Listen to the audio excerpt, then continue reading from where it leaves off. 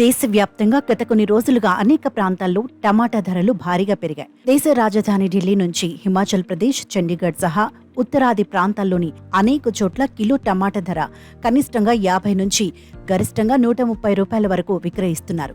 దీంతో వర్షాకాలంలో ఈ రేట్లు ఉండటం పట్ల వినియోగదారులు టమాటాలు కొనుగోలు చేయాలంటేనే భయపడాల్సిన పరిస్థితి ఏర్పడింది. ఢిల్లీలో గత నెలలో రిటైల్ మార్కెట్లో కిలో టమాటా ధర 28 రూపాయల నుంచి 50 వరకు ఉండగా ప్రస్తుతం మాత్రం సెంచరీని దాటేసింది.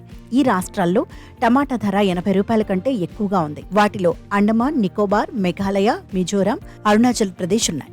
అండమాన్ నికోబార్లో టమాటా అత్యధికంగా కిలో 115.67గా ఉంది. ఇక తెలుగు రాష్ట్రాలైన ఏపీ, తెలంగాణలో కిలో టమాటా ధర 50 నుంచి 60 రూపాయల మధ్య ఉంది. మరోవైపు ఉల్లి రేట్లు కూడా పెరిగాయి. గత నెలలో ఢిల్లీలో కిలో ఉల్లి 32 రూపాయలు ఉండగా ఇప్పుడు 53కి పెరిగింది. మిజోరాం, అండమాన్ నికోబార్, నాగాలాండ్, సిక్కిం, మణిపూర్, అరుణాచల్ ప్రదేశ్ 60 రూపాయలకు చేరింది.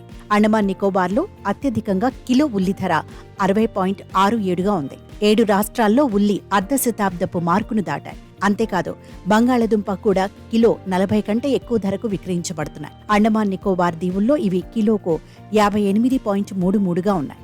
ఇక కేరళలో కిలో 47.25, తమిళనాడులో 45.65, పుదుచ్చేరిలో 43, మిజోరంలో 40.27గా ఉన్నాయి.